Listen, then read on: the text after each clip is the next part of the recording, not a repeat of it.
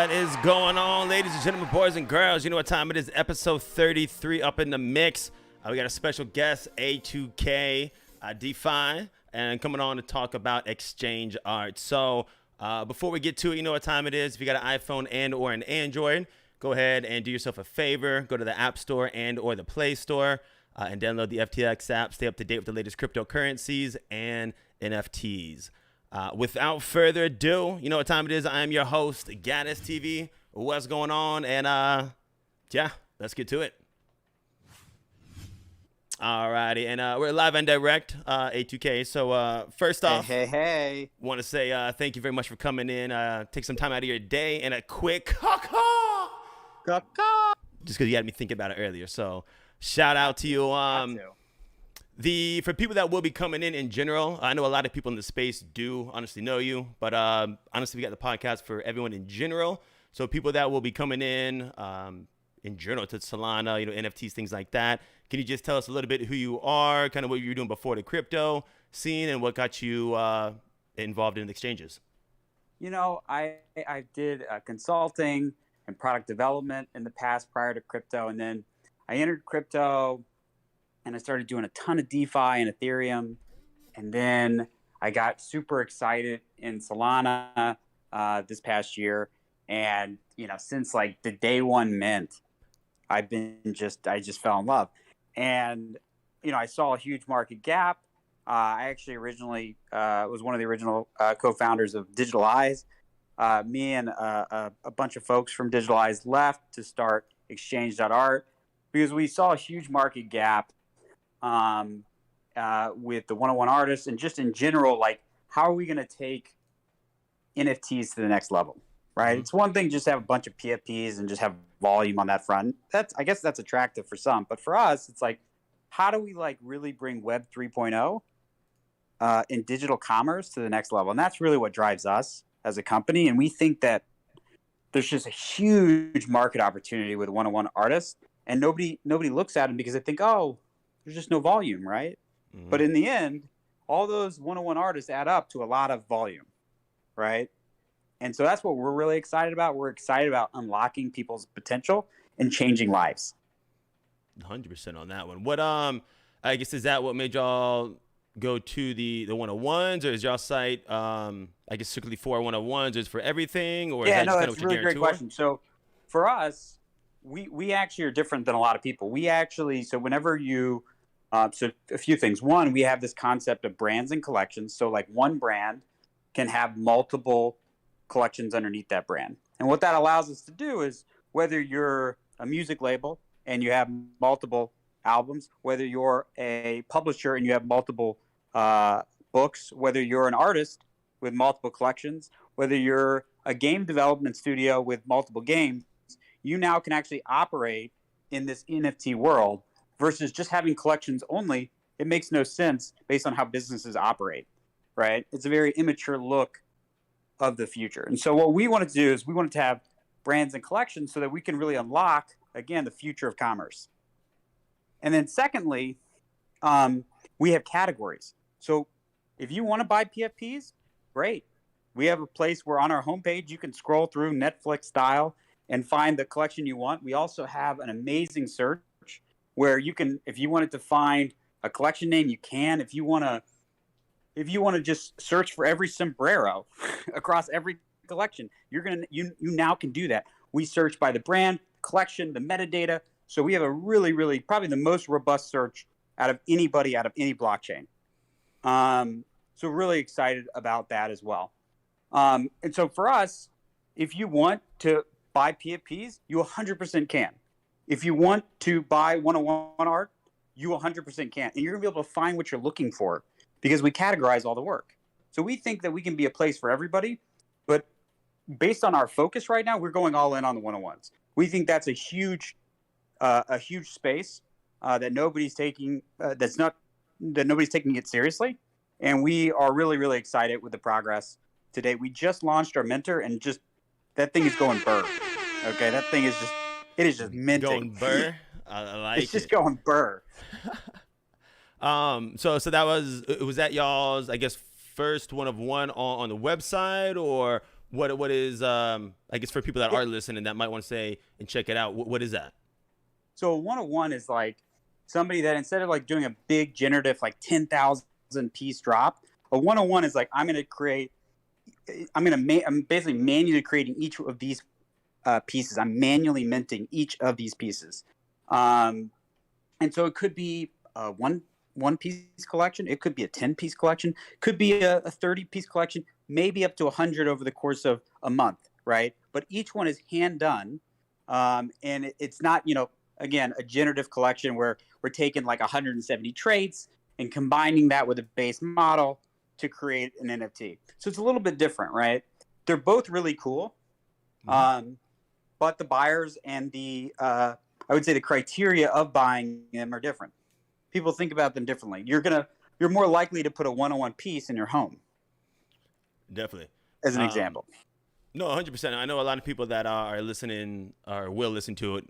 Honestly, know a lot about the NFTs, but I think some of the journal basic info is very well known as well, because like you said, they generated art, stuff like that. And correct me if I'm wrong, because I've never made anything myself, but as far as I know in the space, like you said, it's having traits, things like that, and it's just that it's generated from basically the computer layers, things like that, compared to the 101. Say if you're an artist and you, like you said, you made 30 of them, it's 30 handmade. Yeah, that's it's right. just one of those. So exactly. And there's just so much talent in Solana. I mean, yeah. and but I think before it was so disparate and people didn't recognize it. One of the things that we've been able to do is really concentrate it in one location. And so a lot of these artists, they're selling out like they never sold out before. And not for nothing. I think Utopia just sold 15 soul worth of work across 3 pieces. So these aren't, there's people are making real money is what I think an important thing to note. 100% on that one. And for folks that don't know what a soul is, that's $230 US dollars for one soul. Sorry. For one, yeah. So especially for the crypto people, because I know I always use my parents because that's the easiest reference, because they know a little bit of it. But I remember honestly when the ThugBirdz were popping, I'm like, yo, it's 100, floor, it's 100 soul. They're like, oh, it's cool, it's $100. I'm like, not exactly, you know what I mean? But for artists, I guess the one-on-one artists in general. Because realistically, I have a cousin I've always wanted to bring over, but of course, at least it seems like family's always the hardest to bring, so I'm not nudging him too much. But as an artist who does have skill, things like that, I guess what is the ways to get in contact with y'all, have it on the site? This is actually what makes it so special. On the top right, we have a create link, okay? And in that create link, you're going to be able to create an account. Then from there, you're going to create a brand, and you'll be able to create a collection from there in Mint. And before you had, everybody, all these marketplaces make you fill out forms and all these things, and then you maybe will hear back. For us, it's pretty darn instant. In less than 6 hours, you will get a response. And as long as your work's original, that you'll get approved, because we believe art should be accessible for all, and we believe that everybody should have an opportunity to be successful on Solana. And so that's our perspective. Our job isn't to make the market. Our job is to present the market liquidity that they can purchase. That was available. I'll ask the hard questions, stuff like that, since the host on. I guess how does it accompany exchange? Not I guess exactly exchange art, but in general, how are there ways to see if it is it true? I guess 101, if it's not copyrighted, stuff like that, or is it realistically kind of still in the space early on that one? Yeah, no, it's a great question. So we give a variety of tools for the user to be able to at least research. We do our best effort. We go on OpenSea. If we see something that's on OpenSea and on Solana, we say, hey, show proof of creation, as an example. We do image recognition searches. So we do a best effort on our provenance, but nobody is very hard to do our provenance. It is one of the biggest challenges that even Christie's has. I mean, I don't know if you saw the Da Vinci, right? The $450 million Da Vinci is still under question, or whether that was a real Da Vinci or not. It's one of the hardest things to do is art provenance. And so one of the things that we pride ourselves in is actually talking to creators and, saying, hey, we go to the branded Twitter account and we say, hey, did you submit this? especially for the high-profile projects. For them. That's always good. So we make sure that they are the ones that actually submitted it. We check that the token is in fact tied to the candy machine ID that we know. There's some things that we do to make sure that it's safe for our users. And I'll give you an example. If something sells out and somebody tries to upload more mints, they have to get an approval from us. It's not just auto approved. So we'll know, hey, this collection sold out. We have internal controls that allows us to ensure additional mints don't come onto the market, thus protecting our users. We've really thought out security, I'd say probably more than any other marketplace. That's kind of another question I can kind of get, I guess, into, because like you said, you've been in the exchange kind of, I guess, a realm, and just in general for a long time. I don't know if there has been many changes or big changes, but from, I guess, when, I guess, like the digital eyes first came out, and when things first started getting hot, so to say, are there any big differences from exchanges starting back then compared to now? Or is it just more people are starting to know, I guess, developer-wise, things like that, and it's starting to run smoother? Or have there been big changes in that essence of it? I mean, like when I did Digital Eyes, we were really the catalyst for PFPs, right? Because, I mean, at the end of the day, you can mint all you want, but if there's not a secondary market, then it's problematic for the future. And the reality is, at the time, Solana was a closed ecosystem, right? Mm-hmm. And they had no interest in actually opening up. And so then, there was an influx from that point. And what we think with Exchange.art is that we're going to be the catalyst for a broader digital commerce movement. And we believe that the 101 artists are foundational at that. And when I say 101 artists, it could be an indie game developer. It could be an author. It could be an artist. It could be a fashion designer. That's what I mean. Like, we want to be the place for indie creators. And we think the blockchain is perfect, a perfect medium for them. And Solana is a perfect blockchain for them. For it. No, 100% on that one. Question, just because I forgot the exact exchange. Won't put any ones on blast, anything like that. I want to say it was honestly probably a good couple months ago. But the question that you're gonna want to say won't ever happen, but realistically, as a consumer, I put my NFTs on the website. What happens if the website honestly goes down? Is it just lost? What kind of security things are behind there? Question. So just because, like, let's say you can't access the website, doesn't mean the NFTs are gone. They are in a smart contract on the blockchain, and just because you can't access the site, the UI, right, the user interface, it doesn't mean that your NFTs are lost. I can guarantee you they are not lost. That's always a good thing. I'm really proud of our development team. These guys are just straight up wizards. They are like the best of the best. And they're so good that one of the cool things that we have is if you click on, let's say you click on John Lee's collection. It's the one with the, it's next to the person with the TV. Next to the person to the left, John. Yeah, to the collections. Give me 2 seconds. Yeah. I'll put it back on. Boom. All right. So, my screen's frozen. Sorry. One of the cool things about us is we show everything that's both listed on exchange and not listed. And things that are not listed could be in your wallet. They could be on another marketplace, and it doesn't matter. You actually can make an offer on any NFT that we've indexed, and we've indexed over 1.2 million NFTs. You can make offers on 1.2 million NFTs on exchange. And the unknowing seller will know about it because we actually have created this notification solution called the NFT notification. And basically, it's a mutable NFT that allows you to know whether you have an offer or not. And it goes to the very top of your wallet in order to notify the user, which is really exciting. You can only imagine how powerful that's going to be when Phantom creates a mobile wallet. 100% on that. The only thing I can, I guess, think of, and I guess correct me if I'm wrong, I wasn't honestly a big ETH NFT person, stuff like that, just because those gas fees were kicking my ass. They can't even do this on ETH. Well, I guess so that was the thing. Like, I know bankrupt the company. Yeah, especially with the bringing them out like that. With these, I guess, because I'm a little, I guess, confused on that one because I'm a noob in the space, so to say. Is that kind of like the OpenSea where it's, I have, say, my ThugBirdz in just my wallet in general, and I have my good old Soul Bear I put up on the market, you know what I mean? But someone sees the ThugBird. I guess, is that what you're saying? I guess the API or whatever all the tech terms is, Yeah, it registers what's in there?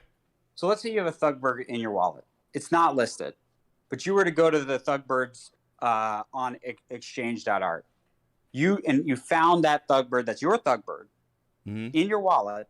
They would be able to make an offer on it on exchange. You would get an NFT notification in your wallet saying, somebody just made an offer. Go check it out. That's and strong. Then, yeah, you go. So you don't, like, why this is so powerful is this is the first that I'm aware of Web3 communication, right? I don't need to know your email. I don't need to know your phone number. I can simply notify you without knowing your identity, just your wallet. It's pretty powerful. Yeah, I like that. No, that's hella strong. With stuff like that, just ask because on, I guess, comparing to stuff like that, if you, I guess, accept a transaction approval, like there's certain fees. Are there fees? I know in Solana it's less than really cents, cheap. but is there a difference between approving one and accepting one type of deal, or is it for the most part the same? So we don't charge for any listing fees. We don't charge to cancel a bid. We don't charge to put a bid.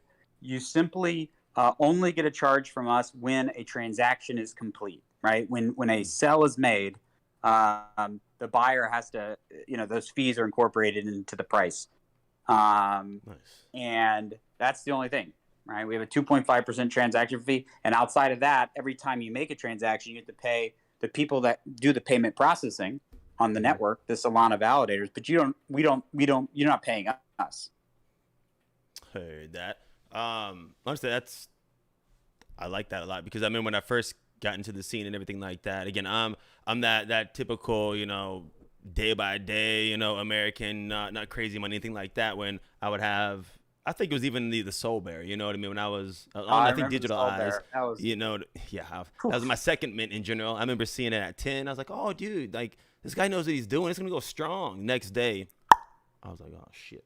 But yeah, I mean, it would have gone strong. Unfortunately, greed got in the way.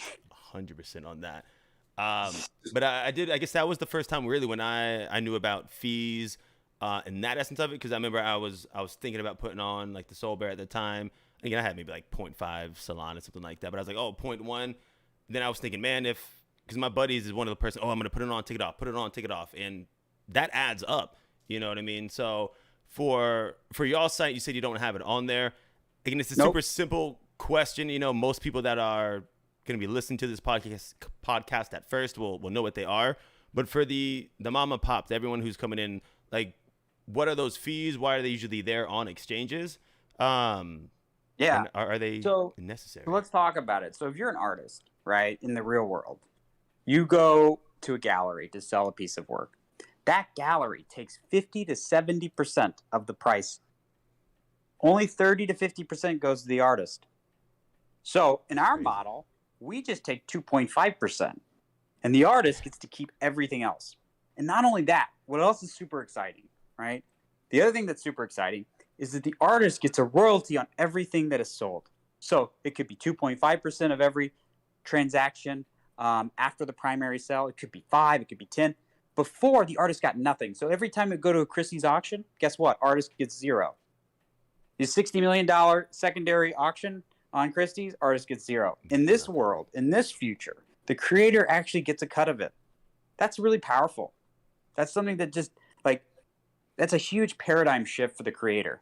They're finally getting the money they deserve. Mm-hmm. And does that happen every time, like, it gets sold? You know what I mean? Yeah. Every time it gets sold, it automatically happens. That's the power of the blockchain. Our smart contract looks at the royalties and it takes our fees, and everybody gets their cut of the pie automatically. Nice. Another, I guess, kind of techie question. I'm sure some people will be thinking as they're listening. On the percentages, I guess, how does that come up? Say I make a one-on-one of painting behind me. You know what I mean? I want to start selling it. I guess how are those fees Yeah, determined no. in that essence? Yeah, so when the artist goes to mint, which means they're going to take that file, whether it's a movie, whether it's an image, whether it's audio, whether it's a 3D file, right? They're going to take that file and they're going to put it on the blockchain. That's what when we say minting, that's really what we're saying. It's taking that file and imprinting it onto the blockchain. And when they do that, they're also talking about they also put different characteristics. And one of those characteristics that they put in the minting process is the royalties. And so that's what's determined. That's when that happens. That's when you determine how much each wallet is going to take per transaction. Nice. Yeah, honestly, I didn't know exactly that in general. So I'm sure some people will fully love love it. the information, to be honest with Oh you. man, listen, this is one of the things that drives exchange.art is accelerating the adoption of the blockchain in everyday life, which means that we have to be willing to talk about these topics and simplify them for people. And so that's one of the things I love doing the most is I want to get more people excited about this. I think it's a game changer for creators of all kinds. And the more people that understand how to create a Phantom wallet or a Soulflare wallet, whatever wallet you want, the more people that are engaged in buying what I would call culture, right? Mm-hmm. When we think about culture, it's music, it's games, it's art, it's books. That's what people like buying. The more people are buying it on the blockchain, the better I think creators' future is. So. No, I 100% agree with you on that. Just because, again, back to the parent stuff, and I helped them get a FTX account and even a Binance back in the day, where people, I guess, like us, who know what we're doing, and get it done really quick. I remember it took like a good 45 minutes, and of course, Pops did it because realistically, I think, he just wanted to do something with his son, you know what I mean? Which makes sense on that one. But at the same time, he was also like, this is a pain in the ass. Like, once it becomes simpler, like you said, the adoption will become a lot more seen because, again, it sounds maybe stupid, something like that, but it is very overwhelming, honestly, to a lot of people. A lot of people in the space, think, oh, it's simple, just get this, get that, things in that nature of it. But I really do think, again, exchanges talking to the brand new user and the everyday user it's huge value in itself. So seriously, I do thank you for coming on and honestly talking, because some of these are just answering my questions, which I know if I have them, other people do. So all day on that. When are you gonna mint these podcasts? So I'm dropping the tough questions now. Yeah, that's totally cool. I'm flipping it on you, man. I've always had, people asking stuff like that, but realistically, the podcast it would be fucking great to make money. You know what I mean? Like I said, I'm the person that's not exactly check to check, regular job, but I didn't make the podcast honestly for the money. If the money comes, 1,000%, that'd be fucking epic and amazing. But literally, the reason I started this podcast, I hit up Sosa from the ThugBirdz. I said, hey, I want to create value for the ThugBirdz in general, and I love that. be the middleman, because I've been in NFT, or not NFTs, excuse me, like crypto and stuff since 2017. But I'm the diamond hand holder. You know what I mean? I'm always fucking working. I don't have enough time to look at the charts, stuff like that. Which my buddy, complete opposite. He's daily, trading, XYZ stuff like that. So I can, to an extent, call out the bullshit, or at least understand some stuff and ask the questions on how to make sense. But I also know, hey, if my mom and dad, if the everyday person can come on here and not be overwhelmed, or just, you know what I mean, be okay with, hey, I'm going to log into my Bank of America account. Okay, hey, I'm going to log into my, you know what I mean, the Phantom wallet. It's just that. You know what I mean? I know. It's crazy. And these communities are so special. People don't really understand. Even like a PFP project, it's more than just a JPEG, right? There's this whole community of people that you meet, you become really good friends with, you do cool things together. Mm-hmm. And even with the 101 artists, I mean, there's an amazing community of 101 artists, and, they're all helping each other, and they're all trying to make each other successful. And it's like, that's a really cool community. These are really collaborative amazing communities. And I think the more people that discover that, the more people are going to fall in love with NFTs. Yeah. I hope Because I think there's this element of belonging, right? Like with COVID and all these things, people are trying to find people that they can be with if they're all isolated, right? Everybody's isolated because of COVID. So I think that's one of the reasons why NFTs have been so successful. People are like thirsting for community because they can't get it. Identification to an extent. Honestly, it might be outside of it, but it's a type of identification. For sure, man. But man, hey, I really appreciate you having me. This was a ton of fun to talk to you. 100%. I love listening to the podcast. Oh, appreciate it. Last, I guess, kind of 2 questions on that one, because we are getting close to the time, and I know you got some stuff you got going on as well. Realistically, what does Exchange Art want to be known for in general? We want to be the home for all art. We want to be the creator destination. I mean, I don't want to give too much alpha away, but there's a shoe line that's going to be dropping with us. They have an NFT that's you can redeem a shoe with it. Like, we want to be known for all NFT.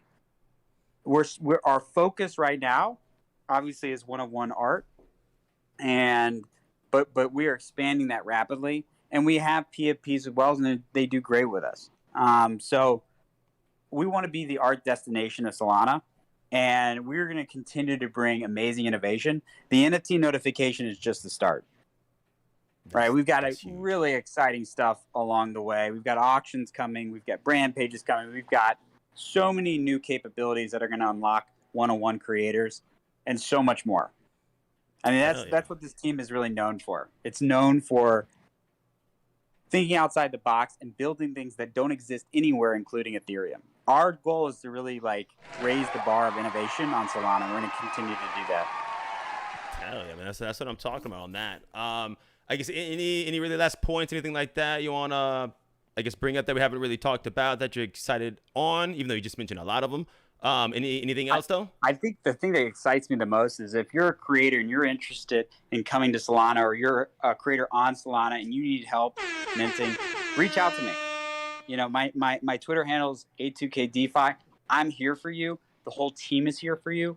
We want to unlock your creativity. We want to be a place where you can sell your work.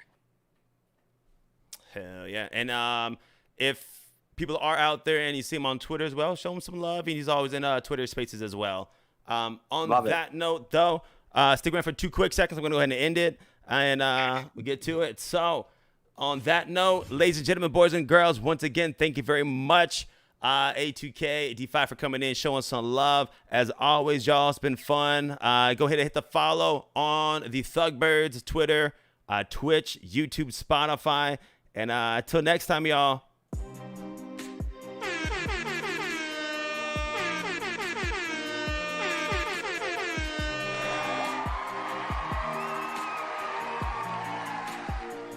Cool.